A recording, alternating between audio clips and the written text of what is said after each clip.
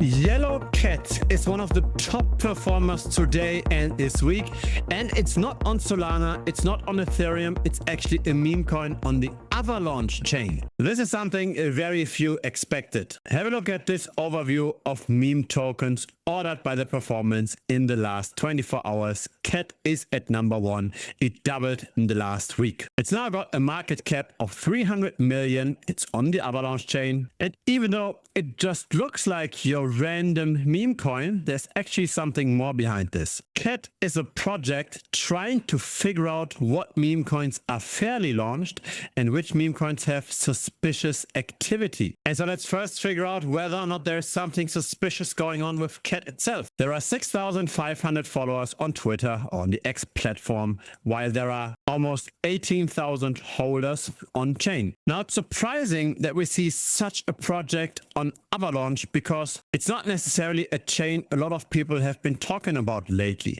It's mainly Solana and the base chain that got most attention. AVAX is the 10th largest of the blockchains in terms of total value locked.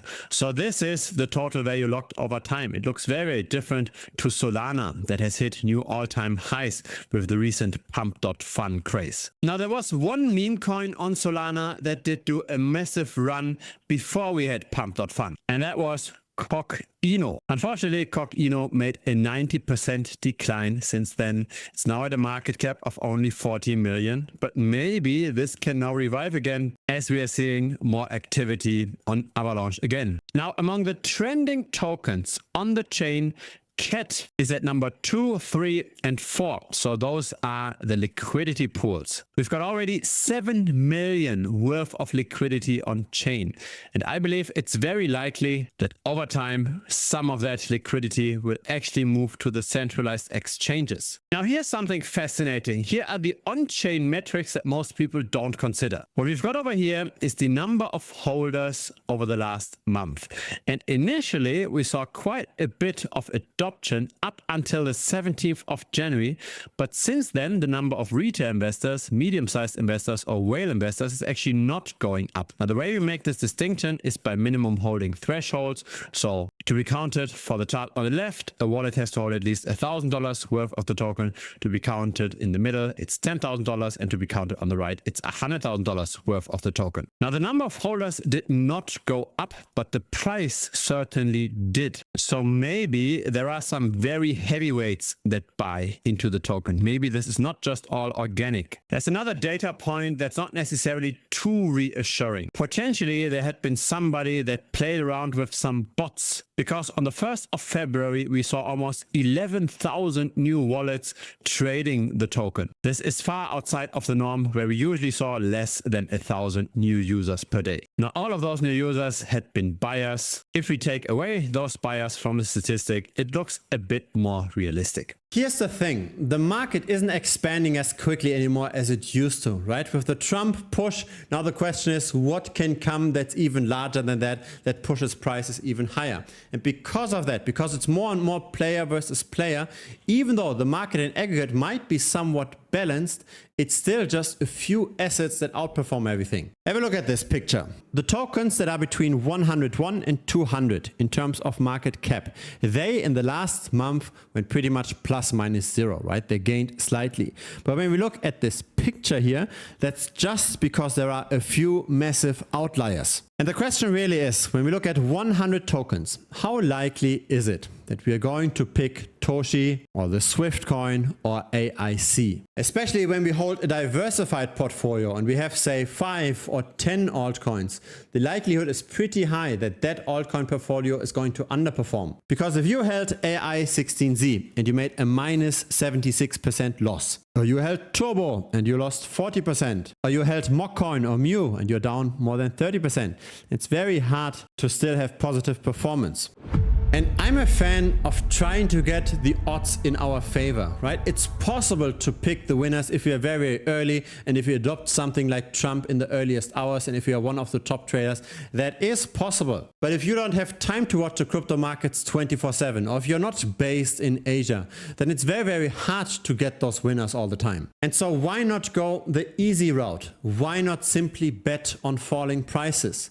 if most altcoins do worse than Bitcoin most of the time, and if there's just a few assets that outperform that massively, then we can just pick a random asset over here and we are very likely going to make money in the next month. We just have to make sure that we don't fall for those few tokens that are discussed everywhere. When we bet on falling prices of Chili's or of Safe or of DYDX, and that's a comparatively safe bet. It's definitely still risky because this is the crypto market and the crypto market does get manipulated, but it's less risky than trying to find the needle in the haystack. And there are some tokens that underperform more consistently than others. For example, this one over here, Balancer. I started shorting Balancer in the middle of 2022. I went on and off about that position. Sometimes I was short, sometimes I was out of the market taking profit. But since that point in time, Balancer underperformed Ethereum by more than 80%. So it's not just that most altcoins do worse than Bitcoin. It's also that some of those altcoins underperform most of the time. And so I've made several videos on this topic. It's a comparatively advanced topic because it's also easy to get burnt with shorts. That's why most retail investors don't get involved in this. But there are premium tutorials how to win in bear markets by shorting altcoins. It's 42 minutes in length. Then there's another video gaining from relative valuations. Then there's another one shorting optimism relative to Bitcoin. This has been published quite a while ago. This, by the way, is now optimism relative to Bitcoin. So this was a good position. And the reason why most altcoins do worse than Bitcoin is tokenomics, as in more and more tokens get issued over time. And if the demand cannot keep up with the token issuance, then the price has to underperform the rest. Now, this is not a good strategy during a massive bull run, but it is a good strategy during a bear market, of course, but also during sideways movement. Because again, even during a sideways movement, money flows just into a very few basket of altcoins. Most alts do worse. And so this is all part of the premium membership of this channel. Premium is not just about shorting, it's also about on-chain analytics. It's also about portfolio management and risk mitigation. There's more than 100 tutorial videos in total in premium. Now, this is not a topic to make a 10x next week,